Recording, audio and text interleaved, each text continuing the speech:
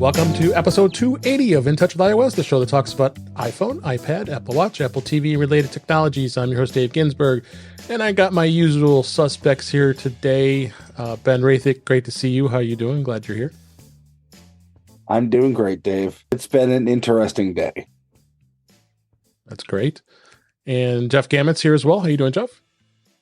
I'm doing well, and I can't wait to hear about all the interesting things because it's been a busy and interesting day for me.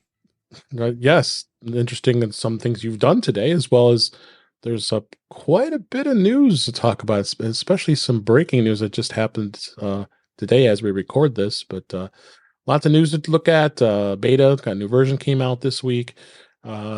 We might even talk a little bit about something that they might be changing in iMessage. I'm going to tease that a little bit, as well as a couple other hot topics. But let's just dive right into the news. Last week, we really put our friend Chuck Joyner on the spot when we talked about OneDrive, because we know how much he loves Microsoft. So right during the show, as we recorded last week, talking about the fact that OneDrive was going to quiz you before letting you to quit OneDrive, Microsoft did a 360 and said, "Oh yeah, we were just testing this, and it unfortunately got released by mistake." And it's unfortunate that happened. But okay, Microsoft, sure, you just wanted to see what would happen. Once you put it out there that what people were going to say, and boy, did they say it, right, Ben? Oh yeah. Hey, good job on using the same email template that T-Mobile did, Microsoft. Yeah. That's right. It's like you're reading my mind, Ben. If anybody didn't recall from last week, Microsoft was supposedly changing OneDrive on a Mac or a Windows machine, for that matter, that when you would go to exit OneDrive, it would say, why are you exiting this? You shouldn't be exiting this. And then it would have a whole reason why, I don't want to use it, or whatever the problem is. And yeah, they got quite a big backlash. And I'm sure, Jeff, you feel the same way. I do. It was ridiculous that they did this. And it's not surprising that they followed T-Mobile's lead and backtracked in the same way. Yeah. So, yeah. I don't think this was an accidental rollout, just like I don't think T-Mobile's forced price changes were an accidental rollout. And you know what? It's okay for a company to do something like this and then just totally own it and say, you know what? Sorry, that was a bad move. Sorry. And so we rolled it back. Our bad.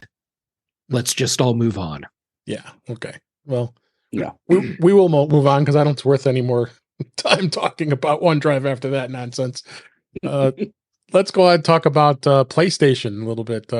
Apple Music is now going to be, on a PlayStation, they're going to offer 6 months of free Apple Music for PlayStation 5 owners as a part of an effort to promote Apple Music. Boy, Apple does a great job of doing that on almost every platform you can conceivably think of. Apple is offering PlayStation 5 owners up to 6 months of free access to Apple Music streaming service.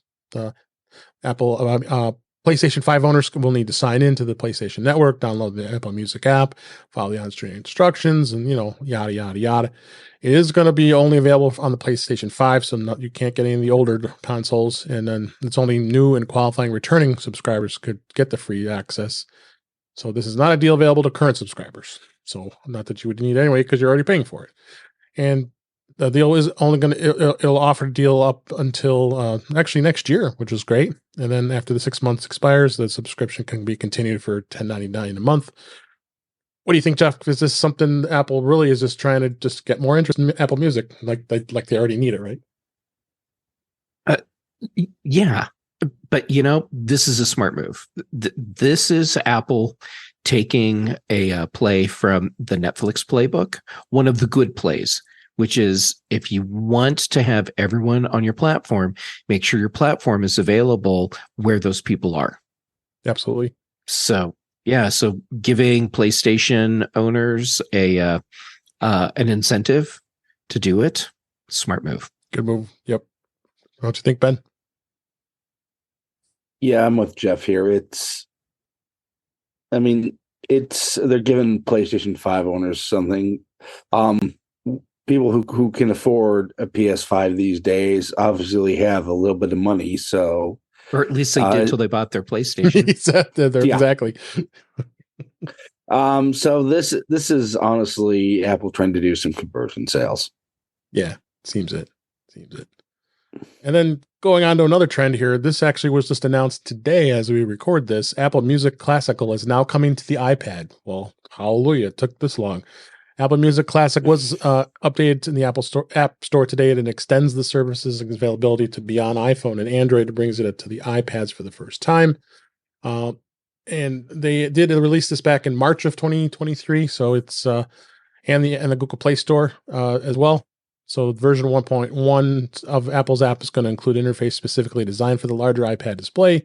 Navigation's sidebar and media play controls will be on the bottom of the screen.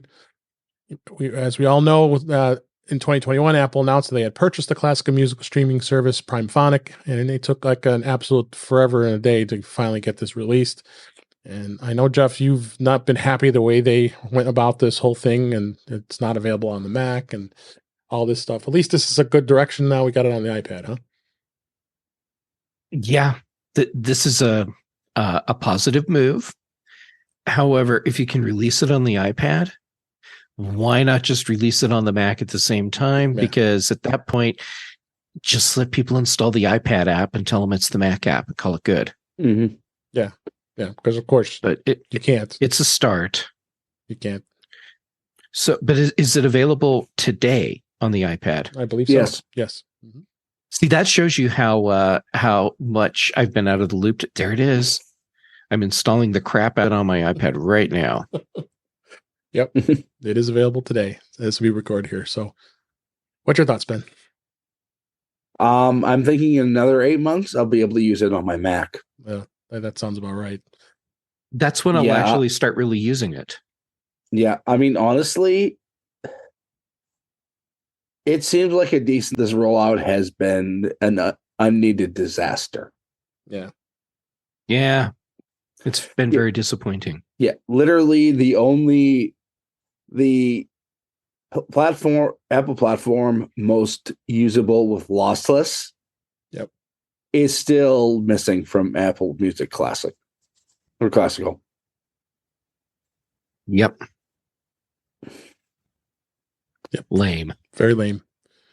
Then the next story here is Qi 2 wireless charging is coming soon. The first wireless chargers that support the new Qi 2 charging standard are set to launch in time for the holiday season. This was an announcement by the Wireless Power Consortium, WPC. Announced this week as we record. This is the next generation of Qi charging that incorporates magnetic power profiles. Qi 2 devices will work like Apple's MagSafe feature, using magnets for alignment and the speedier charging.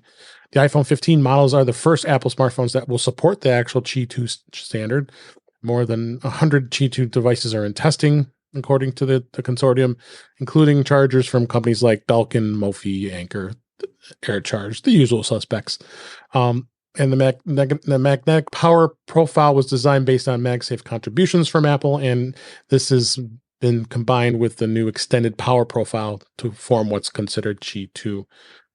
Ben, you've had some good insights on the Qi 2 charging standard. You think this is exciting that this is finally coming out? I think it's very exciting that it's coming out.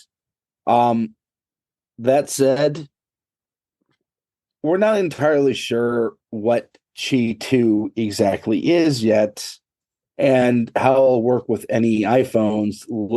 I mean, chiefly the iPhone 15. Yeah. I mean, is it essentially MagSafe by different name? Is it slightly different?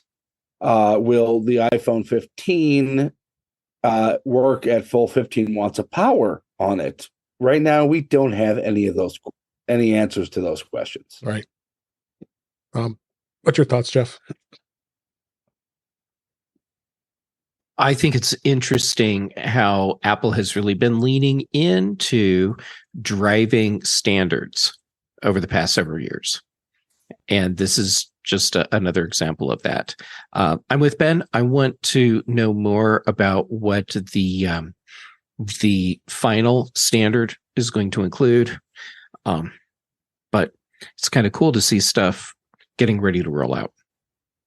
Oh yeah, for sure. So I'm glad to see this. So, next story here: Google will begin deleting millions of inactive Gmail and Drive accounts next month in December, as we record. The start of the great account purge is only a few weeks away here. This was the hot potato. Google had actually introduced a new policy for inactive accounts earlier this year in 2023 that enhanced the security of dormant, unused accounts that are slated for deletion. And then it will begin its enforcement on December 1st, 2023. Google hasn't issued initial warnings related to inactive accounts. Those untouched for at least 2 years in 3 weeks will be gone into that per their policy. And I don't think this is a bad thing at all. And they go through a lot of other details of what is going to happen. But Jeff, I think this was a long time coming. There is a lot of dormant Google accounts, and we're probably the ones that have done that too. We've created accounts and just wanted to test and do things and use them, and you forget about them, and they're still sitting and they're out there dormant, right, Jeff? Yep, and it's not just the Gmail accounts that are getting this. I found out when I got the email from Google that I have a Blogger account that I set up. Yeah, I think I have too. And it's part of this too. And my first thought was, well, that's clever timing for sending out a phishing email. So I went and actually checked, and it turns out, no, I set up a Blogger in 2005 to do some demo stuff for a user group. Oh, and right. Then never touched it again. Yep. So, yeah. Anyhow, so what I'm saying is the big news is I had set up a Blogger account. Who knew? Yep. You have a Blogger account, and you're active using it, right? Correct. I think that tech is built on Blogger. Yeah. I'm cheap. Hey, why not? No sense if it works for you, because that platform's been around like forever. So you don't have to worry about them deleting your account. No. And I'm not too worried about my Blogger account. Yeah. So, the next story here, iPhone 14 users are going to continue to get free emergency SOS via satellite for another year. Apple announced this today. Again, well, all these stories coming out this week as we record here. The emergency SOS via satellite service is being extended for another additional free year for existing iPhone 14 users. Apple originally gave the new iPhone 14 owners 2 years of free after the device activation, which would have expired in November of 2024. As we know, now emergency SOS via satellite is going to now be free for 2 more years starting this week as time of activation of any iPhone 14 model. And Apple says the free trial will be extended for iPhone 14 users who have activated their device in any country that supports it. This is good to see. We've had so many stories about how it saves so many lives around the world, and it gives many examples of where people have gotten really stranded in rural areas with no cell service at all. It's really come in handy, so I think this is a smart thing. Of course, iPhone 15 users don't have to worry because that already came with it for 2 years. So, but who knows, right, Jeff? As far as what Apple's going to do in the next 2 years, are they going to start charging for it or not? I don't know. It'd be interesting to see if they do. Here's my hypothesis, my prediction. When we get close to the end of the iPhone 15 coverage, by that point, Apple will have announced that it's just free. It's just part of the service of owning an iPhone. Yeah. I think that they will not ultimately charge people for this service. Yeah, I would tend to agree with that. What do you think, Ben? Actually, I was going to go in the opposite direction and say they're pretty much on the Apple TV Plus trajectory here. It's free long enough where you start to think of it as something that you can't be without. Then they charge. I can see that. Go ahead. Sorry. Maybe as part of Apple One, though. Yeah, maybe. I mean, okay, I could see that too. Ben, the reason I think ultimately this is going to be a non-charged thing, or potentially rolled into Apple One, is because this is one of those features where it would feel sort of like if Apple started charging you for fall detection. Don't give them ideas. Right? But the optics of that would be really bad. And can you imagine the coverage, the news coverage of someone who hadn't paid for SOS getting stranded in the mountains and freezing to death in a blizzard because they couldn't get a message out? That's true. Yeah, that's true. Yeah. Anyhow, and I'm looking forward to seeing what does happen with this. And what I'm actually going to bring up too is this was a story actually that occurred in the Chicago area where I live. There was a family that is suing Volkswagen because their car got the lady's car got hijacked and she was injured, and their toddler was sitting in the backseat of the car, and they did steal the car, and Volkswagen refused to activate the emergency services because she hadn't paid for it. So what happened was, wow, what happened was the police asked them to activate it, and says it was $150 fee to activate the satellite service so they can track where the car is. Well, thank God that the police, after 40 minutes, ended up finding the car, and the baby was unharmed. But here's a prime example why something like this, Apple may just consider, like you just said, allowing this to be a free service. That is horrible. And Volkswagen over the past several years has had so much bad press for doing just the wrong thing. Dumb things. Mm-hmm. And stupid wrong things. And this was a stupid wrong thing. They should have just flipped the switch right then, and they could have been the hero. Yeah. But instead, they made everybody remember Dieselgate. Exactly. Yep. Now, I could see Volkswagen's logic, which is crappy logic. Well, if people don't pay for this and they just ask the police to turn it on in a specific emergency, no one will ever pay for it. Okay, Volkswagen, that should tell you something. $150. Maybe you shouldn't charge for this. That's all they wanted, and they were insisting on it because, sorry, that's our policy. Your free trial expired. Meanwhile, the woman is sorry about your lost baby, and the woman was 24 weeks pregnant on top of it with her second child. Mm-hmm. So it's just as a prime example. I that reason I bring this up was because of emergency SOS, and this could be something Apple could seriously consider, that making just an included service. I mean, for the value of what an iPhone is. Mm-hmm. So, next story here is I talked about the Apple Pencil USB-C that promptly got returned. I already got my credit back because it's just a horrible pencil for what they want for it. But they didn't release a firmware update for it. That it came out this last week.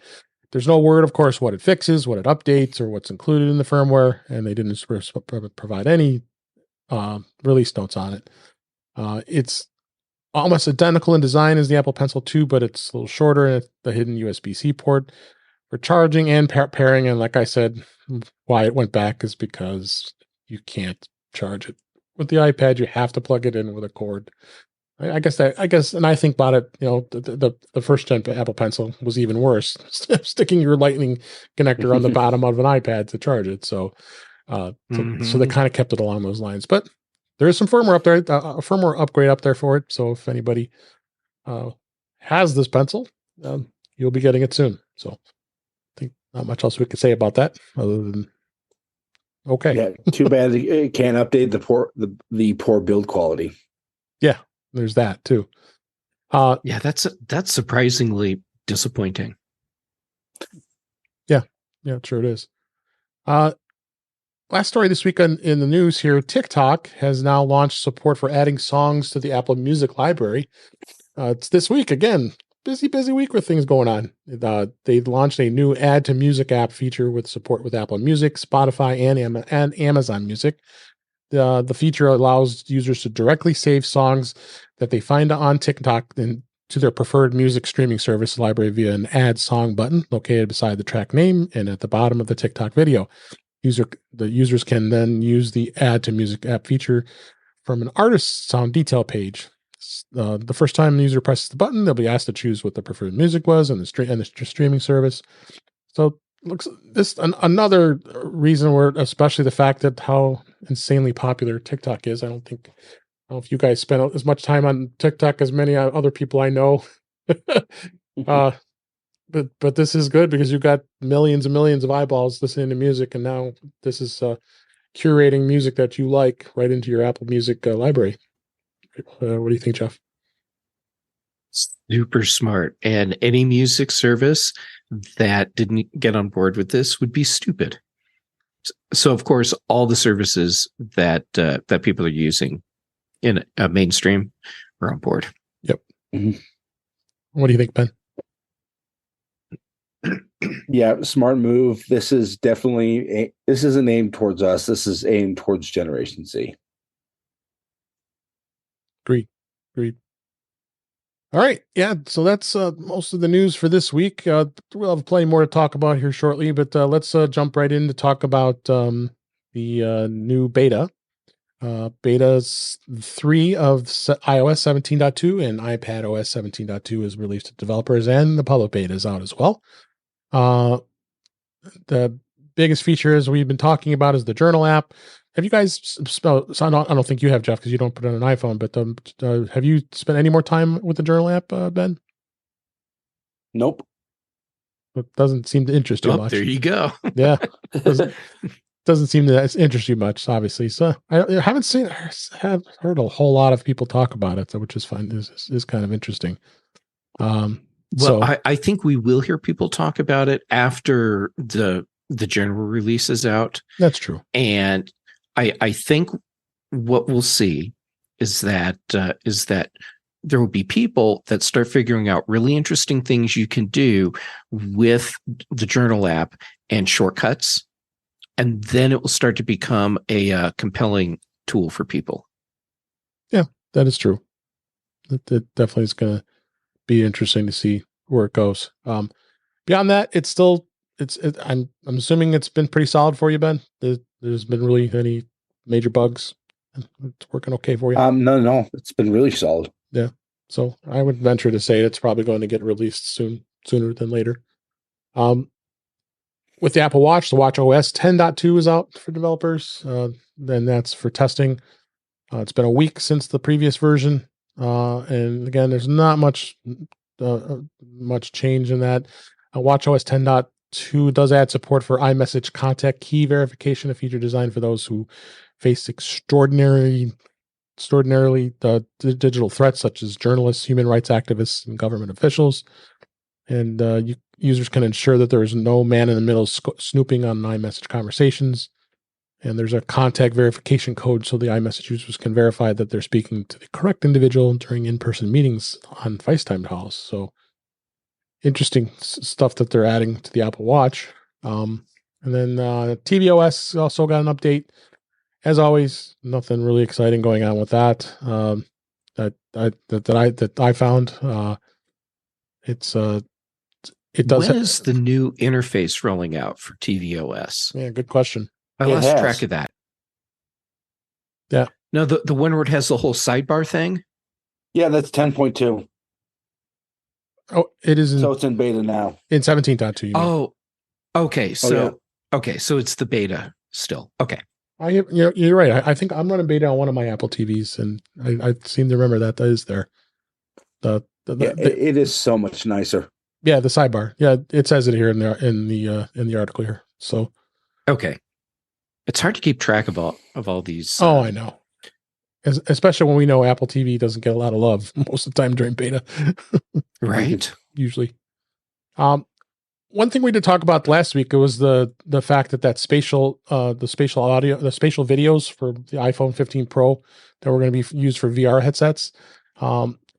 Apple did add this feature to allow iPhone 15 Pro and Pro Max users to record spatial video that is designed for the upcoming Apple Vision Pro headset. As Vision Pro is not available yet, there's no way to watch those videos in its 3D form on an Apple device. The spatial video content can, however, be watched on the Meta Quest 3 and other 3D devices thanks to a workaround that a YouTuber found earlier this week. And we got a link in the show notes with this and how to manipulate the video to get it to run on a Meta VR headset. And of course, the iPhone 15 Pro has to be running iOS 15.17.2. That's required to be able to even record those videos. Interesting that somehow this workaround was found. I have this feeling that door is going to close pretty quick once Apple's already found out of it. Obviously, I don't think they want that being used on their competing device. Do you think? No. Especially when a YouTuber finds it. So nothing. I haven't seen anything yet, but this was just posted yesterday as we record this. So it's going to be interesting to see where that goes. Got a long way to go yet with the Vision Pro. We're not sure. They said early 2024, so it's going to definitely be interesting. So, all right, let's move to the biggest topic of today. This actually was announced today as we record this. Hell has frozen over. Apple has announced. Yes, the Cubs have won the series. Yeah, well, they did win. Yeah, that happened now 7 years ago. But Apple has announced that RCS support is coming to the iPhone next year. In a hugely surprising move, Apple has announced that today, as we record this, that it adopted the RCS Rich Communication Services message standard. The feature will be launched via a software update, quote unquote, later this year, and brings a wide range of iMessage style features to messaging between the iPhone and the Android users. Apple's decision comes amid pressure from regulators and competitors like Google and Samsung, if at all, who also comes as RCS has continued to develop to become a more mature platform than it once was. It's going to give us, this was an actual statement that was given to, this is 9 to 5 Mac. Apple spokesperson said that the company believes RCS will offer better interoperability for cross-platform messages. And I'm quoting the Apple rep here. It says later next year, we will be adding support for RCS Universal Profile. The standard is currently published by the GSM Association. We believe RCS Universal Profile will offer a better interoperability experience when compared to SMS or MMS, and this will work alongside iMessage, which will continue to be the best and most secure messaging experience for Apple users. This is big. This is just an absolute interesting thing because you go back to 2022 when Tim Cook was asked at that time about RCS, because everybody's been asking, "Come on, Tim, when is Apple going to adopt this?" And then Cook said at the time that Apple hadn't heard from many users asking us to put a lot of energy into bringing RCS support to the iPhone. Buy your mom an iPhone, Cook says, when they asked about the lackluster SMS support experience. I remember that. I was just actually cracking up when that happened. So, Jeff, I want to hear your first thoughts and comments on this. It's about time. I'm shocked. Again, it sounds like it's probably not going to be till mid to late 2024 anyway, but at least that's something to look forward 18. To. Yeah, I bet that's what it'll be. Yeah. And yes, this is a better option compared to SMS, MMS. Right. And what Apple's telling everyone is them taking control of the narrative.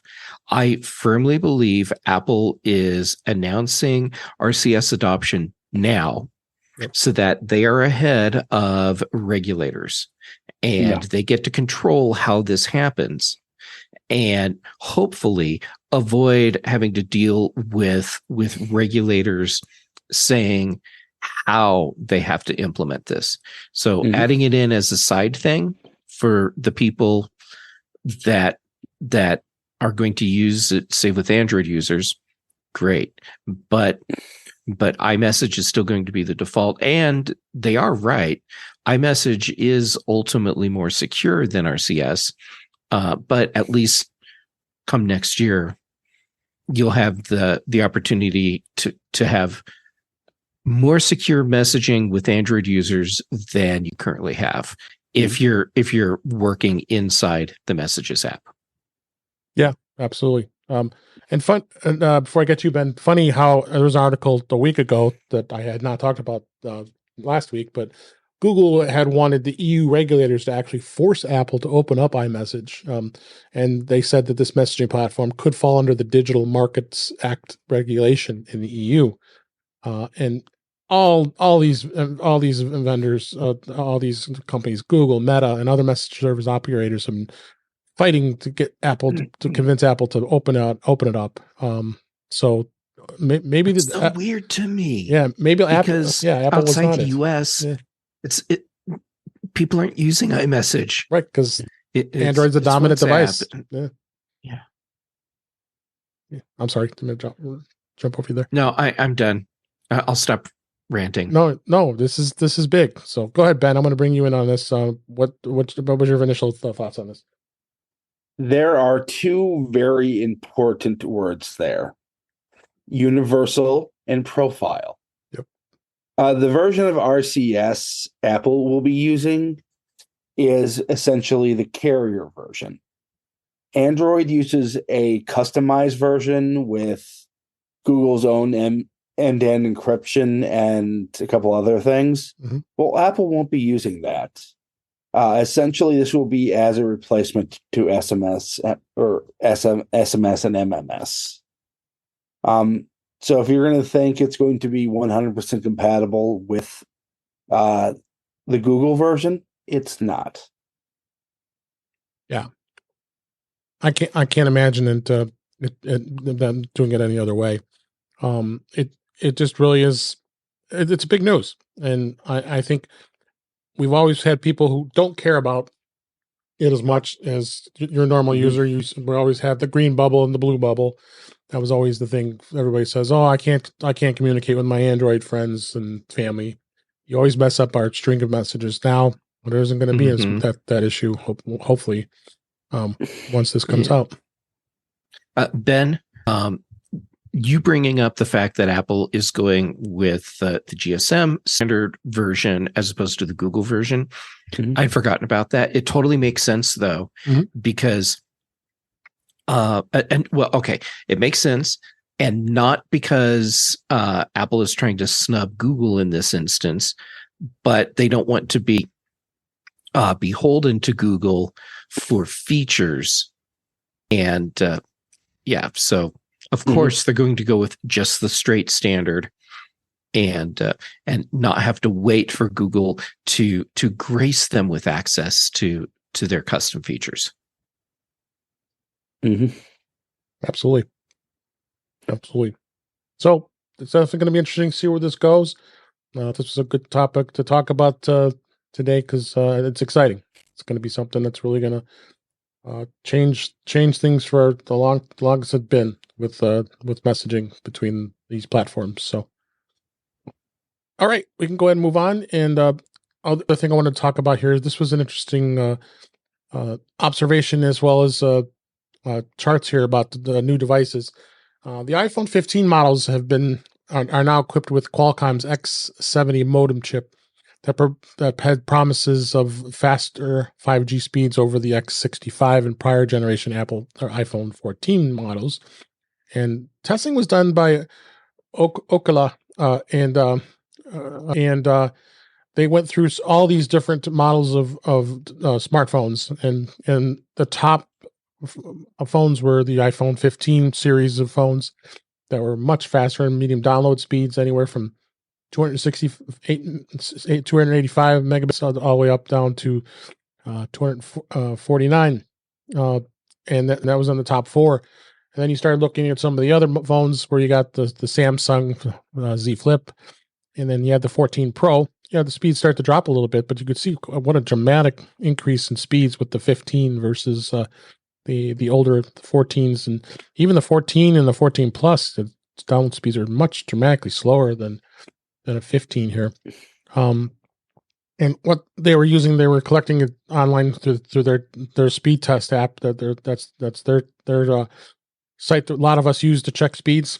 They determined that they did about 54% faster speeds and downloads than the 14 models. So comparing all this is just it's interesting. It's interesting to see that 5G has improved that much over one model generation that this does this. What do you think about this, Ben?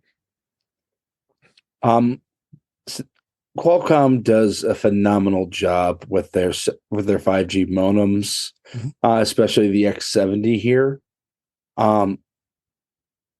Quite frankly, despite Apple having their own modem division, I wonder if Qualcomm has too big of a lead right now. It's possible. They're looking to change their technology even further. So, I mean, who's competing with them? Right now, nobody, effectively. Yep. What do you think, Jeff? Yeah, Ben, I believe you're right. No one is effectively competing with Qualcomm right now. The other part of what you said, do they have too much of a lead? And I'd say today, yeah, they do. That's why there's no one really competing with them. Out of the race, because look at what they have done with their other processors. And they have created world-class, leading-edge technology. So maybe they can catch up with Qualcomm. Apple announced the 2023 App Store Award finalists. They shared the list of all their standout applications. Always fun taking a look at this every year. The iPhone App of the Year finalist was All Trails, Duolingo, and Flightly. Seems like Duolingo ends up on their top list every year. Am I crazy? No, it's really good. Yeah. For those looking for translation for language lessons, this one has Spanish, French, and German. It's number 2 in education, in the education category on the App Store. Every year, it seems it seems to always make the editor's choice. I think there's a free version of it, and then you can get in-app purchases too. Do you use Ben? Not as much as I should. My Russian and Ukrainian are very poor. But I mean, the fact that they have successfully gamified language learning, to a degree that nobody else has, Duolingo deserves all the props that they're getting. Have you used this app, Jeff? No, but I really should. I have friends that even beyond Ben, I actually have friends. And me. Oh wait, what? no. The point is, I have friends that are using Duolingo and really like it, and I should be doing this. If for nothing else, I should really learn Spanish because it is used heavily around where I am, and it would be really nice to be able to speak with people just on their terms. Yep, absolutely. All right, I guess I need to download Duolingo. There's another one that Okay, go ahead. Try this one, Jeff. Dos cervezas, por favor.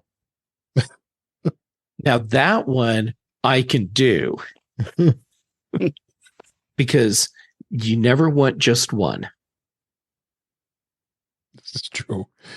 The travel app Flighty is the live flight tracker app is probably one of the best of them out there as far as tracking your flight delays. It works across all the platforms, including iPhone, iPad, the Mac, as well as on the Apple Watch. And they have weather radar built in, so you can take a look at live weather, as the flights are going, and a lot of great stuff here. It does have some free services, but you do have to pay for a month to month up to an annual fee. The annual fee is up to $47.99. So, I mean, if you travel a lot, this is definitely an app that's well worth the investment, because I hear a lot of good things about Flighty. I've downloaded it and played with it, just the free version, and I think it's pretty good. If you fly a lot, you need an app like this. Yeah. I've been using Flight Update Pro for years and years. Yep. And it's been invaluable. And Flighty is an excellent app as well. Mm-hmm. So, yeah. And then the third one was All Trails. This is for those who are into hiking, biking, and running. It's a GPS trail maps for all kinds of activities, and there's over 400,000 plus trails that it tracks, and that does make it really easy to get around to where you're making sure you're staying on the right path and tracking your progress. And this one does have an in-app purchase. They have a plus up to it looks like they have a bunch of different in-app purchase plans that'll give you more advanced features. But 4.9 out of 5 for many people have rated it, and there's over 838,000 different ratings for this app. So to have it that good, it obviously must be really good. It is that good. And that's right. And Jeff, Ben, have you used it? I mean, because I know you do a lot of walking. And hiking. Yeah. I've used All Trails for years now. It's if you like hiking or that kind of stuff, any kind of outdoors, this is an absolute must-have app. Good. I agree.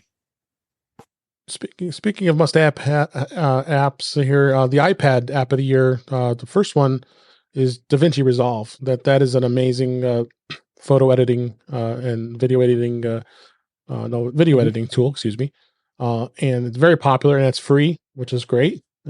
You definitely don't have to pay for that. They do have a studio version, but most people shouldn't have to pay for it. I mean, it's available on the Mac as well as on the iPad. They just added it to the iPad, I believe it was this year, so it's pretty new. That's from Blackmagic Design. Yeah, and quite frankly, my advice: use the free one. Yep, it's incredibly robust.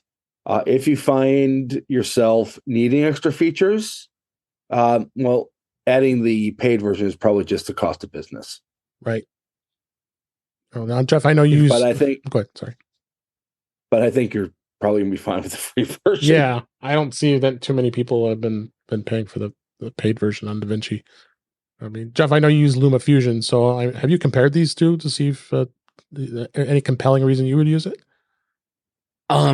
It's really good. That's a compelling reason to use it. Yeah. I'm already completely invested in LumaFusion, and I've gone through my learning curve, and there's no reason for me to switch. However, if I were choosing today, I would probably end up with DaVinci Resolve. Yeah. The price point's very compelling too, but you get so much in the free version. Yeah, for sure. Yeah. Plus, it's pretty much pan-platform at this point. Mm-hmm. That's true. The other app here, I have this feeling you might have tried this before, Jeff, is Concepts. It's a sketch, note, and drawing app. I forgot about Concepts. Yeah, it looks like a really cool app here that gives you all kinds of plans to create concepts and vector-based sketchbook. You can take your ideas from concept to reality. Very highly rated. It's free with in-app purchases as well. Sounds like you haven't used it in quite a while. If you tried it once, right, Jeff? I did, and it's really cool. And I'm not using it because it's not the right app for me. Right. Which is not to say there's anything wrong with this at all. It's just for the types of drawings that I'm doing. Concepts isn't the tool that I need, but it's a really good app. Absolutely. What about you, Ben? Have you tried this? I have not. I have absolutely zero artistic ability. Yeah, I'm right up there with you. Well, Ben, this is an app that might help you some, because you can take elements and put them together, but if you're not into drawing or designing things that look drawn, mm-hmm.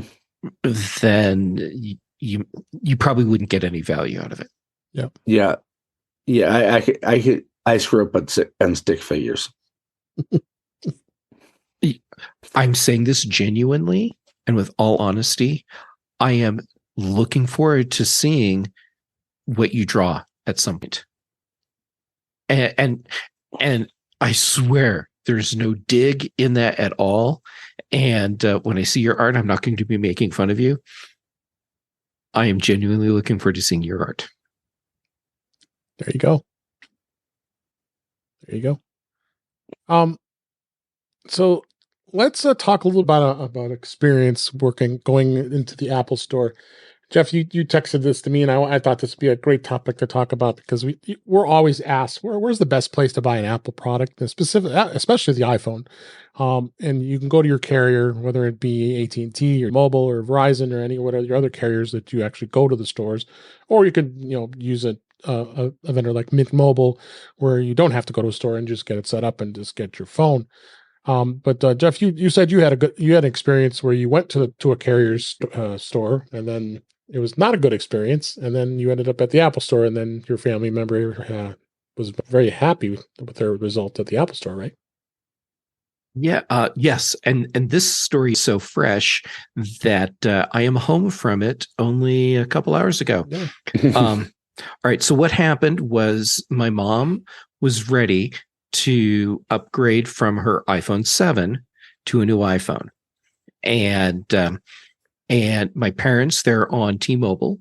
So they wanted to go to the T-Mobile store. They wanted me to go with them because they wanted me there for more and technical support. And of course, I'm going with my parents to the Apple store or whatever store if they ask me for help, of course. So we get in the store, and it started off fine. We picked out the phone Mom wanted, and then that's when it all started to fall apart. Because then it was, all right, so here's what the phone will cost, and there's the $35 fee for taking you from the phone you're on to the phone you're going to have, even though it's the same phone number and same account, and all these things just kept adding up, and then finally, we're at the point where my parents are ready to throw down their credit card, and I don't even remember the question my dad asked, and I wish I could, because he asked the question and the guy didn't give him a satisfactory answer. And I looked at my parents and they looked at me, and before I had even said, let's go, they were already turning and walking out. And the guy, he had tried to convince us that going to the Apple Store is a bad idea. They can't really help you get ported from your old phone to your new phone, and you have to wait too long, and it costs more. Anyhow, so we hop in the car, we drive over to the Apple Store and walked in, and immediately someone was helping us. And not only were they able to help us, it ended up costing less, because the $35 fee you don't get charged at the Apple Store, and T-Mobile has a thing going where you get a $30 discount when you're paying for your phone up front. It was some carrier kickback. So they saved $35. Then they saved an extra $30 from that. And Mom traded in her old iPhone, and they were going to do that at the T-Mobile store, but it was going to be a much more involved process. So it's an iPhone 7, and they gave her $40 for an iPhone 7. Better nothing. Yeah. So that was an extra $40 off right there. Then my mom wanted a screen protector. Apple sells screen protectors that come with a warranty. So if the screen protector gets broken, you go back to the Apple store and they put a new one on for you. And so they took care of putting that on. My mom had found a case at the T-Mobile store that she really liked, so they went ahead and bought that.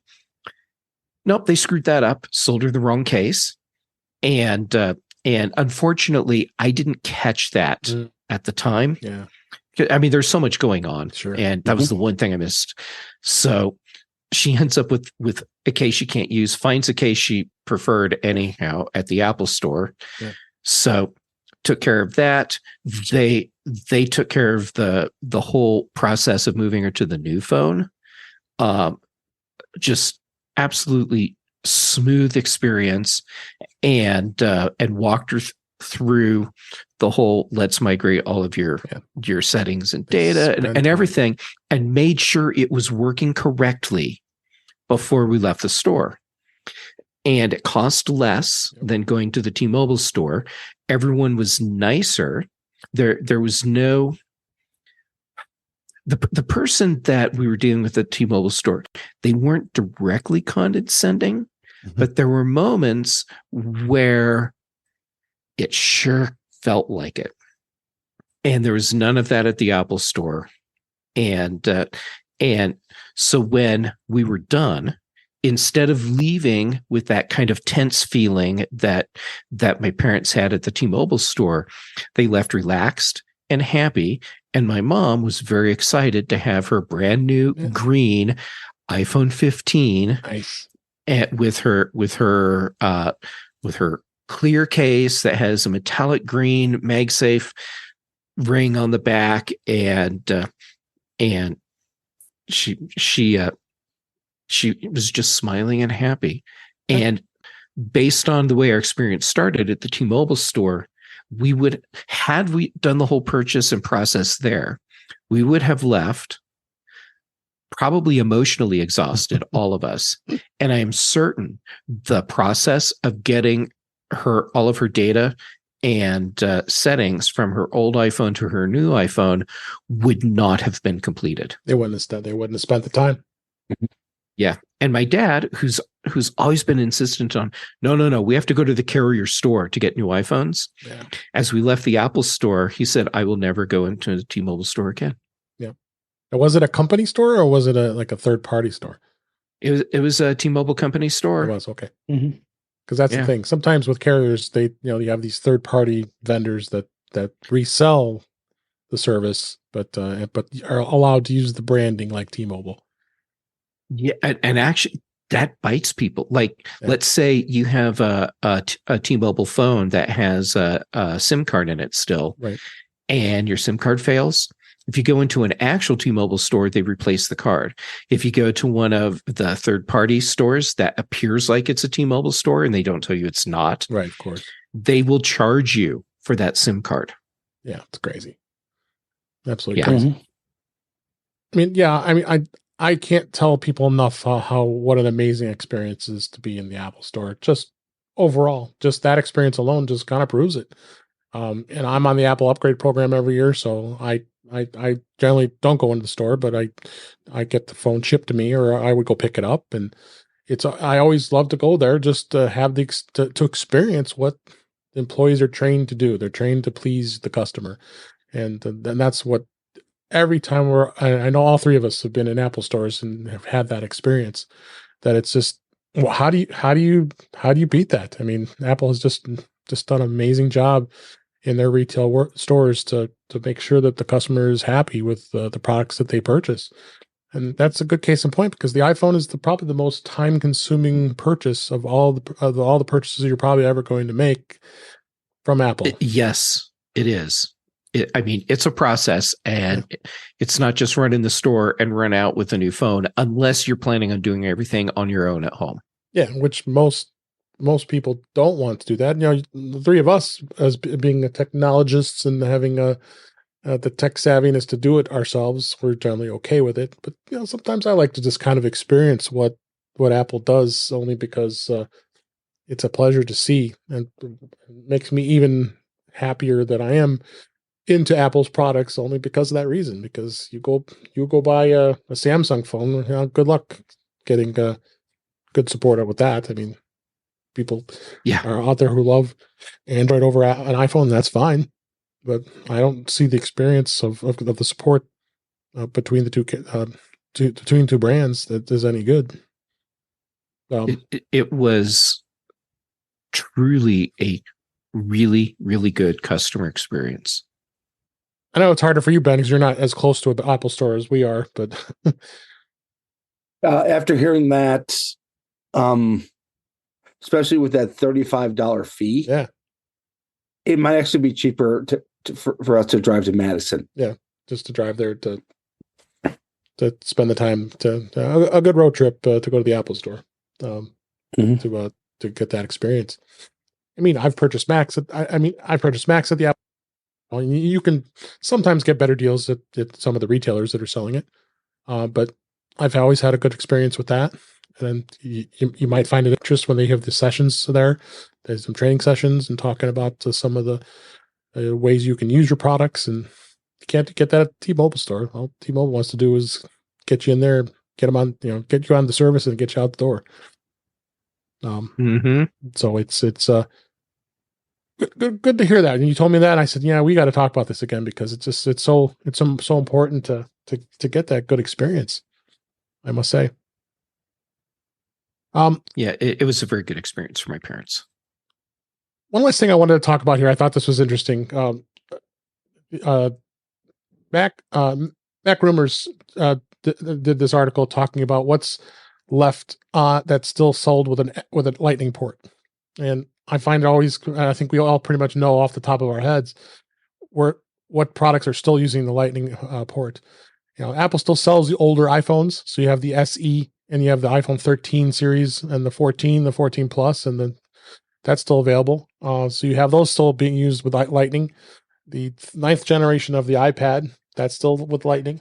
The AirPods Max, which are really raw and getting old, but they came out a number of years ago now, use Lightning port to charge. And of course, we talked about the Apple Pencil, the 1st gen. I don't think as many people are using that. Then you got the Magic Keyboard with Touch ID that still has that. And then our most favorite one is the Magic Mouse.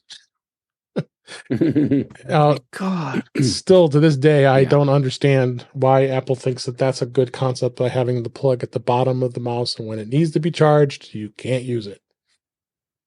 What it tells me is that Apple engineers are replicants, and they failed the VoIP conf test. Yeah. Mm-hmm. And then you got the Magic Trackpad, which I use, and then there's a number of cables and adapters that are still out there that they're still selling that you can use to connect, like HDMI connectors and USB-C connectors and all that stuff. But AirPods 3. Yeah. So you got so the numbers are starting to dwindle. I mean, you got as years go by here, I think that Lightning port will finally start to disappear, because a lot of people were disappointed when the Apple announcements came out and they still hadn't changed the peripherals with the keyboard and the mouse and the trackpad. It's still, you got to use a gosh darn Lightning port, right? Yeah. New iMacs with keyboard and mouse that charge through Lightning. Yeah. I think in that case, like, just one day they're going to magically switch to USB-C once all the inventory's out of the way. Yeah, no, I agree. Yeah, I'm sure you're right. Yeah, I agree. So definitely interesting to take a look at. I'd like to know what your thoughts are about this. Send me some email, feedback at intouchios.com. Should Apple finally be getting rid of this Lightning connector? Because it's just not. It's getting old. I think it's time to finally retire it. We had the 30-pin connector. We went to Lightning, so that didn't take too long after that. Once that finally disappeared, once the iPod was discontinued. So, yeah, I think within the next maybe 2 years, will probably be at the tops. We'll probably be talking about this again, and all the iPads will, from what they're rumoring anyway, that they're going to go to USB-C of the newer generation entry level iPad, and then iPhones will start to, as we get to the 16 and the 17 and the 18 model iPhones, then we'll probably start seeing where the USB-C will be the dominant connector for the iPhone. And we'll just be looking back in history with everything else with Apple, and something that they changed, and laugh about it and said, "Oh yeah, remember that lightning connector? Well, we don't use that anymore." Yeah, the lightning connector. It was such a big improvement. Oh, for sure. Yeah, it was like light years ahead when it came out. Yeah. And I get why it was time to move on multiple levels for Apple. But yeah, I'm surprised that they haven't already done the transition with at least more of the accessories. And Ben, I'm sure you're right. They have inventory to work through, and my guess in many cases it's not the inventory that's already assembled. It's pre-purchases on components, and so they have to work through the rest of that before they move on to USB-C connectors. Absolutely. So. All right. Well, we've come to a close for another episode here. Let's go ahead and wrap things up. That's a wrap for this week. Please send your comments, questions, and suggestions to our email address, which is feedback@intouchwithios.com. You can follow us on Mastodon at intouchwithios, at techhangout.social. Support the show by buying me a coffee at intouchwithios.com/coffee. We'd really appreciate it. You can become a patron of the show by going to patreon.com/intouchwithios. We have 2 tiers available to support the show. We would really appreciate it. Make sure you like, share, and subscribe so you're notified when we are live streaming, which is on Thursday nights at 8 p.m. Eastern Time, 5 p.m. Pacific, on our YouTube channel, which is youtube.com/intouchwithios, where you can watch the current and past live streams, as well as listen to the past shows. Visit In Touch with iOS magazine on Flipboard, where many of the topics we discuss are flipped into the magazine. The link is in our show notes. You can subscribe to our show in your favorite podcatcher, including Pocket Casts, Overcast, Apple Podcasts, and many others. But better yet, go to our website at intouchwithios.com, where all the ways to listen to us are there. I am Dave Ginsburg, and you can find me on Mastodon at DaveG65. And Jeff Gamet, thank you as always for being here. Where can people find you? Well, thank you as always for letting me join you. You can find me on social medias as Jay Gamet, and I am most active on Mastodon, Instagram, and working on Threads. For shows, most Tuesdays, Chuck Joyner lets me join in on Mac Voices Live. Then here we are on Thursdays, Dave. So thank you for letting me join in on In Touch with iOS. Then for the British Tech Network on Thursdays, The Big Show. Then on Fridays, The Mac Show. And Brian Chaffin and I record The Context Machine too. Excellent. Thank you. And Ben Roethig, where can people find you? Thanks for being here. Well, you can find me at Ben Roethig on the social medias. Roethig.tech for my website. I have a brand new article out there about the new ARM chips coming next year to PCs. And for where you can find me on shows, just take the context machine out of what Jeff just said. He is bitter. That's fair. Yeah. Ben, it's a treat that I get to spend so much time with you every week. Same here. Same here. All right. And thank you for listening. We hope you enjoyed the show and watching. And until next time, we'll talk again soon.